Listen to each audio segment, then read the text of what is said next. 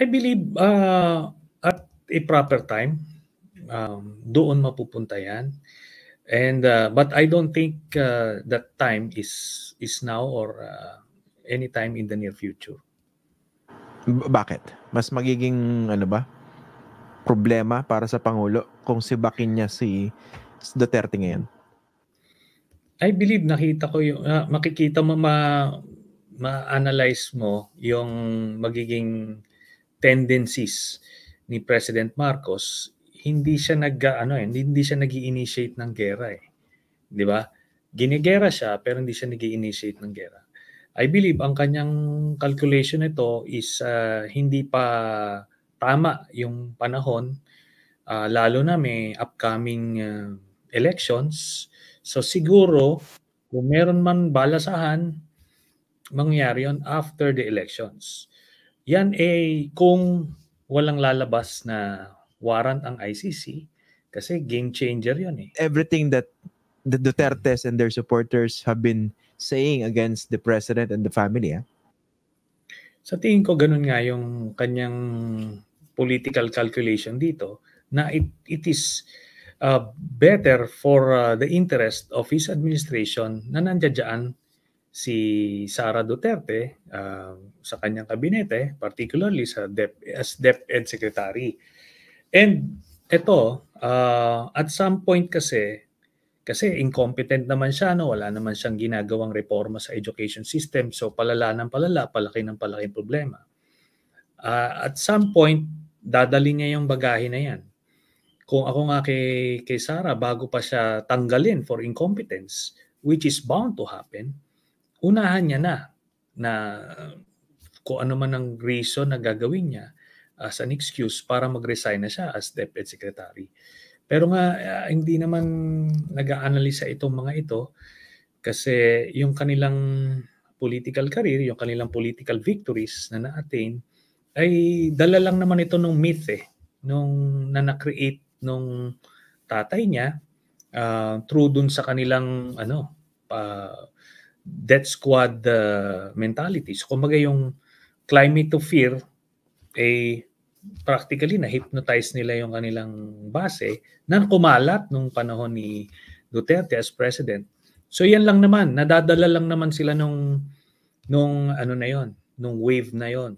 Kaya kita mo si Baste, kahit kung siguro uupuan mo yan, interviewin mo ng ganito, baka lang yan matulala lang yan, hindi niya alam sasabihin niya. Si Pulong, rin naman, paniniga lang naman, pambubuli din lang yung alam noon.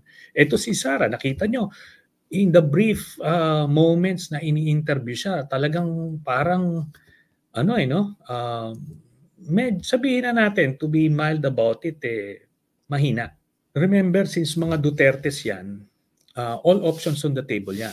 Meaning, walang moral barriers or obstacles to stop them from achieving their goal of installing Sara Duterte as president, no? Pwede. So what do I mean by that? Meaning all options, whether impeachment man yan, withdrawal of support, people power, assassination even, kumbaga lahat ng pwedeng gagawin ng mga Dutertes.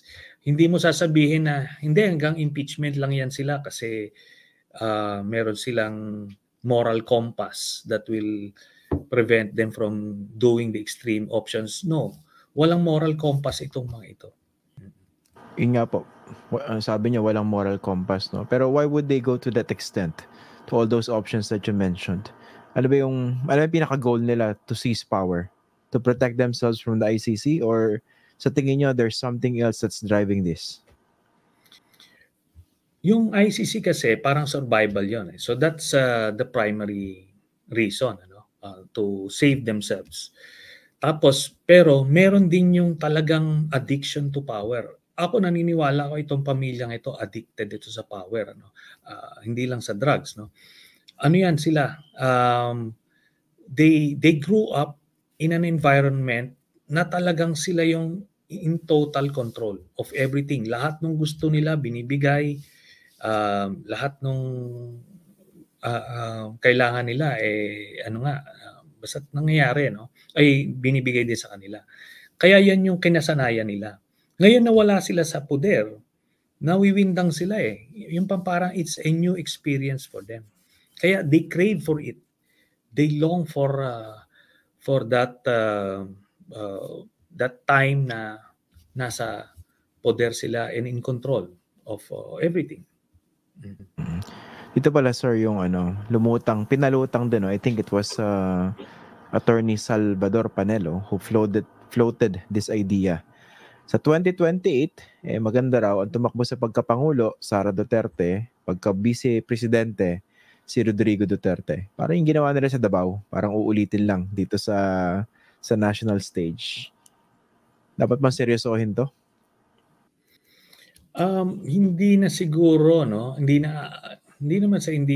na aabot si Duterte ng 2020. Maaring umabot siya, but baka na yan, hindi na ganyang kondisyon, no? Physically may limitations na yan kasi wala naman disiplina sa katawan niya si Duterte, no? So kung ang age niya ngayon ay let's say 79, 80, he's an old 80-year-old, no?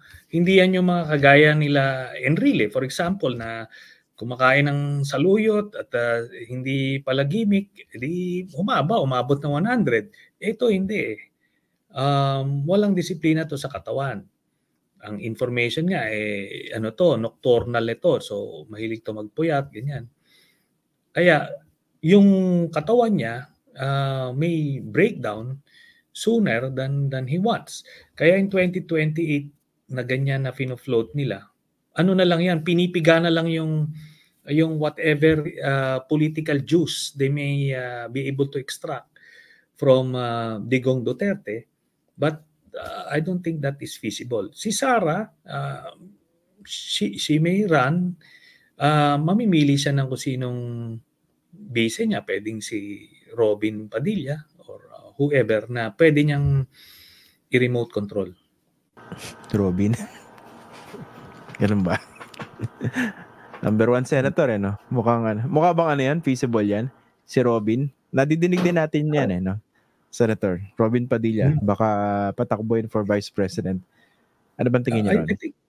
I think that should be the assumption. While may push nung mga Sara, Amy para daw pa rin ma-revive yung team unity, but nakikita ko dun sa grupo nila masyadong malalim yung sugat na tinatamaan din si Amy. In fact, sa kanya na dinadirect minsan yung atake, no? I don't think there is trust sa mga Dutertes kay Amy. But I believe even political strength wise, mas malakas yung Sara Robin kaysa sa Sara Amy, no? Assuming hindi pa totally mag-implode o mag-self-destruct itong Robin Padilla, kasi parang at every turn medyo mali yung nakakampihan Kung nagustuhan niyo po itong video na ito, paki-like at share na lang po para mas marami pang makakita at makapanood. Kung gusto niyo po makibalita, follow niyo na rin po ako sa aking mga social media accounts na nakasulat po sa screen. Pwede rin po kayo magpadala ng super thanks, super like, super chat at super sticker sa YouTube, saka Facebook stars po. Alam niyo po, malayo po mararating ito para makagawa pa po kami ng mas maraming video na makatutulong po sa pagpapakalat ng tamang impormasyon para sa bawat Pilipino. Kada like, subscribe, follow at share ay pagsuporta po sa tunay na independent journalism sa bansa. Maraming salamat po.